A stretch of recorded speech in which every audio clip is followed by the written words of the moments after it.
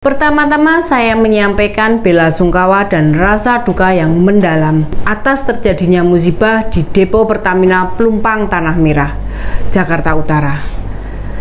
Innalillahi wa innalillahi roji'un. Semoga yang meninggal mendapat tempat terbaik di sisi Allah dan keluarga yang ditinggal tetap tabah.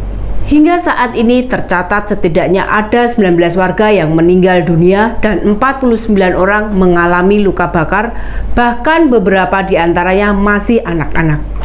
570 jiwa mengungsi ke beberapa tempat. Warga yang selamat pasti mengalami trauma yang hebat. Sungguh ini keprihatinan yang luar biasa, dan banyaknya korban jiwa ini mau tidak mau berkaitan dengan mantan Gubernur DKI Pak Anies Baswedan. Nah, kita ini kan tanggung jawabnya memastikan rakyat bisa minum, rakyat bisa dapat pekerjaan, rakyat dapat kesehatan, pendidikan, listrik gitu. Nah, jadi kita bilang, oke, proses legalnya jalan dah, diselesaikan. Tapi penderitaannya jangan ada dong gitu. Pada Pilgub DKI 2017, dari 3 kandidat, warga lebih memilih Pak Anies karena berani melakukan kontrak politik dengan masyarakat. Dia berjanji untuk tidak akan merelokasi. Warga juga menolak Pak Ahok karena takut digusur. Ketika Basuki Cahayapurnama menjabat gubernur, pernah menawarkan rusun bagi penduduk Tanah Merah. Karena Depo Pelumpang butuh buffer zone, semacam pemenuhan aspek keselamatan lingkungan dan efek lain. Kadang standar keamanan instalasi vital, entah depo Pertamina, entah pembangkit listrik dan berbagai kawasan yang vital memiliki batasan tertentu. Jika itu dilanggar, akibatnya bisa fatal, ya seperti Depo Pelumpang itu. Karena Pak Anies memerlukan dukungan politik, dijanjikanlah warga jika mendukung Pak Anies, permintaan mereka bakal dipenuhi. Kontrak politik kemudian ditandatangani pada 2 Oktober 2016. Masyarakat mengajukan beberapa poin pada calon gubernur yang mantan Mendikbud itu. Item yang disodorkan yakni legalitas kampung Tanah Merah, penerbitan sertifikat, penataan kampung dan tidak digusur, penataan ekonomi informal warga, baik PKL, pasar tradisional, pedagang asongan, serta usaha lain. Pasca dilantik menjadi gubernur, proses legalisasi tanah itu terus diupayakan.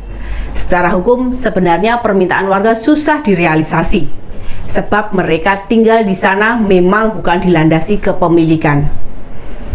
Pada Oktober 2021, Pak Anies kembali tiba di Tanah Merah dan menyerahkan IMB. Dan konyolnya lagi, IMB yang diberikan merupakan IMB kawasan, yang dalam aturan hukum di Indonesia belum ada dasar hukumnya. IMB kawasan berlaku 3 tahun dan bisa diperpanjang. Dalih Pak Anies, IMB kawasan itu adalah inovasi, terobosan guna membantu masyarakat yang tidak punya legalitas tempat tinggal. Pak Anies, sejak kebakaran hingga rekaman ini dibuat, Anda belum datang loh Pak. Sudah lihat tadi ada bukti rekaman, Anda datang ke sana, berjanji manis di depan warga. Sekarang ketika terjadi musibah begini, bagaimana perasaan dirimu, wahai calon presiden koalisi perubahan? Tidakkah merasa ikut bersedih, berduka, bahkan turut bertanggung jawab? Sebagai seorang yang memiliki latar belakang pendidikan yang tinggi, harusnya permintaan warga dulu disikapi dengan bijak. Jelaskan pada mereka apa risiko-risiko yang mungkin akan mereka dapatkan jika ada bencana. Lalu sekarang ini kalau mereka mau menuntut Pertamina untuk memberi ganti rugi, termasuk bangunan rumah mereka, apakah bisa menggunakan IMB kawasan yang Pak Anies berikan itu?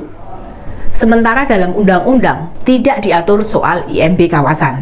Kita percaya pemerintah apalagi Pertamina akan memberi bantuan pada warga yang terdampak kebakaran Depo Pelumpang. Apalagi Pak Ahok yang komisaris Pertamina, orang yang sangat peduli. Seandainya mereka sudah pindah atau relokasi ke rusun, saat ini tidak harus kehilangan nyawa, kehilangan orang yang mereka cintai, tidak kehilangan harta benda. Ingatkah sebagian kata-kata Pak Anies waktu menyerahkan IMB kawasan ke warga? Selain pemenuhan hak, tapi jangan ada penderitaan. Sekarang bagaimana Pak Anies? Apa yang Anda lakukan untuk mengurangi penderitaan mereka? Dan makin miris lagi, para relawan Anda yang tergabung dalam Aliansi Nasional Indonesia Sejahtera atau singkatan dari ANIS membantu warga dengan memasang-masang spanduk. Pemasangan spanduk itu justru makin membuat korban musibah sakit hati. Andaikan mereka mau dipindah ke rusun, sekarang ini mereka masih di kantor, masih di jalanan, masih tertawa, bercengkrama dengan keluarga mereka, bukan berada di rumah sakit, sendirian di penampungan, bahkan sudah terbujur kaku dalam tanah. Kita benar-benar khawatir ada potensi-potensi lain yang sebenarnya dilihat dari sisi hukum salah, lalu didatangi oleh bakal capres koalisi perubahan, dijanjikan dilindungi, malah diberi legalitas. Perilaku begitu namanya mengajari masyarakat melawan hukum. Ada banyak solusi yang ditawarkan dari perilaku-perilaku masyarakat yang melanggar. Pemerintah maupun BUMN juga sudah banyak memberi bantuan untuk tidak berlaku sewenang-wenang. Sebut saja banyak warga tinggal di lokasi yang tidak semestinya. Ada yang di bantaran rel, tinggal di tanah makam, di bahu jalan, di bawah kolong jembatan, di bantalan sungai, di bawah jalan tol dan lokasi lain. Berilah opsi yang manusiawi sembari mendidik mereka atas resiko-resiko yang bisa saja mereka alami. Persis dengan kejadian Depo Pelumpang ini.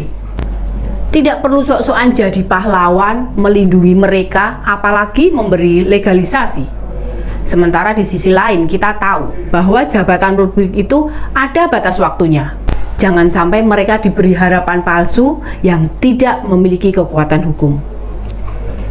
Sengketa lahan sebenarnya sudah terjadi sejak tahun 1960-an, waktu proses pembebasan lahan. Tahun 1970-an, PT Pertamina mengklaim lahan di Tanah Merah dan bakal dibangun depo seluas 14 hektar. Selain Pertamina, ada juga 2 pengembang perumahan serta perdagangan yang ikut berkonflik. Banyak pihak mengincar lokasi dengan luas total 163,5 hektar. Tahun 90-an masyarakat pernah digusur, tapi digugat masyarakat dan pengadilan memenangkan masyarakat. Pengembang dan pemerintah Provinsi DKI Jakarta mengganti rugi bangunan yang dirobohkan senilai 5 juta rupiah per kepala keluarga dan 33.000 per meternya. Tahun 2000 mulai banyak warga bermukim di sekitar depo karena dipikir lahan kosong yang tidak dimanfaatkan. Banyaknya warga yang menghuni dimanfaatkan untuk negosiasi politik. Padahal bila mendasarkan kapasitas depo yang mampu menampung jutaan liter, jelas bahaya besar mengancam. Inilah yang tidak pernah dipikirkan orang-orang yang memiliki kepentingan.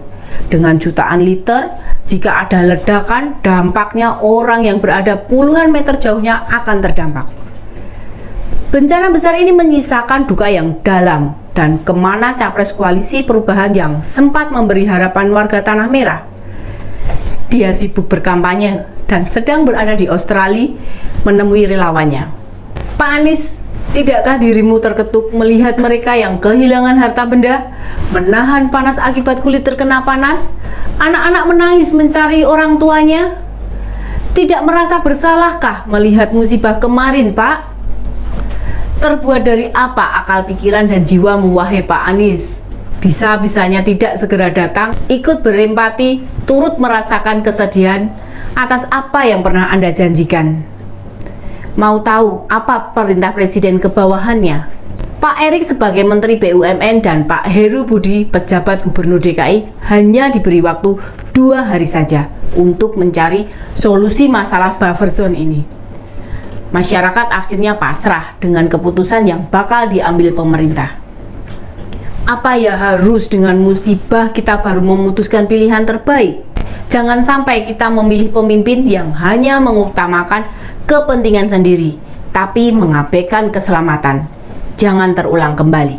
Demikian info terkini Widya, sampai ketemu lagi di Ini Dia, Info Terkini Widya.